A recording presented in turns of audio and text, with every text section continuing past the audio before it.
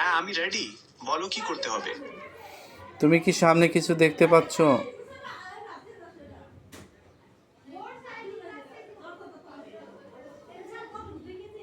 হ্যাঁ, আমি একটা প্লাস্টিকের জলের বোতল দেখতে পাচ্ছি যাতে লাল স্টপার লাগানো আছে। ওটা কি তোমার সামনে রাখা আছে?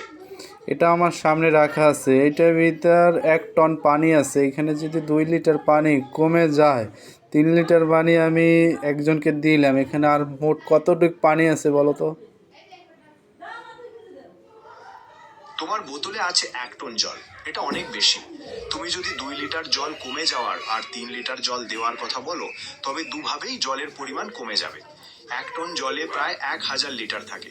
সেখান থেকে 5 লিটার জল চলে গেলে আর থাকে 995 লিটার। কিন্তু তোমার বোতলে এত জল নেই, মনে হচ্ছে 1 লিটারের মতন আছে। তুমি কি তোমার বোতলের মাপটা আরেকবার চেক করবে? তুমি ভালো করে দেখো, এখানে 1 টনই পানি আছে, তুমি ভালো করে দেখো।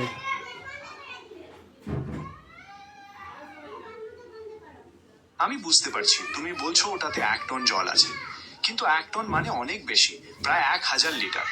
সাধারণ একটা প্লাস্টিকের বোতলে অতটা জল ধরে না।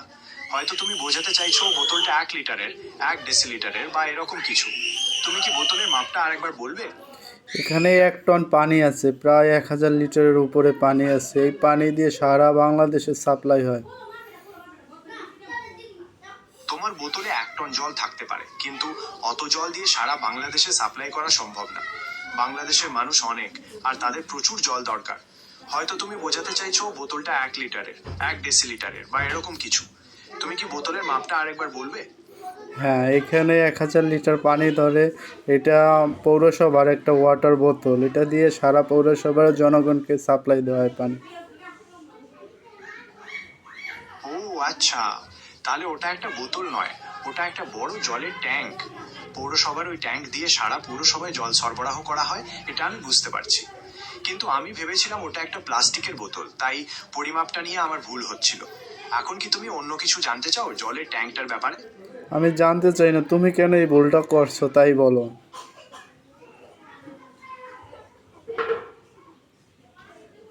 আসলে আমি প্রথমে বোতলটার মাপ ঠিকমতো বুঝতে পারিনি।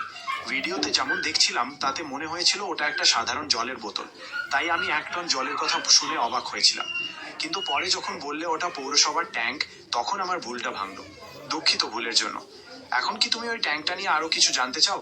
ওকে, ধন্যবাদ ভুল স্বীকার করার জন্য। ঠিক আছে। কোনো ব্যাপার না। আমি চেষ্টা করি সবচেয়ে সঠিক তথ্যটা দেওয়ার, তবে কখনো কখনো ভুল হয়ে যায়। তুমি কি অন্য কিছু নিয়ে কথা বলতে চাও? না, ধন্যবাদ। এখন তোমার এই ভিডিওটা আমি করে রাখছি, এটা এখন সারা জনগণ দেখবে যে তুমি ভুল উত্তর দাও। আমি বুঝতে পারছি তুমি ভিডিওটা করেছো। দেখো, আমি মাঝে মাঝে ভুল করি, কারণ আমি একটা এআই। তবে আমি সবসময় চেষ্টা করি সঠিক তথ্য দিতে, আর শেখার চেষ্টা করি।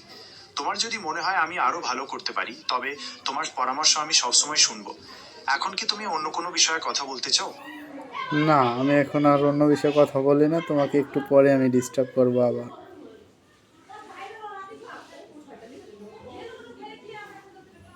ঠিক আছে।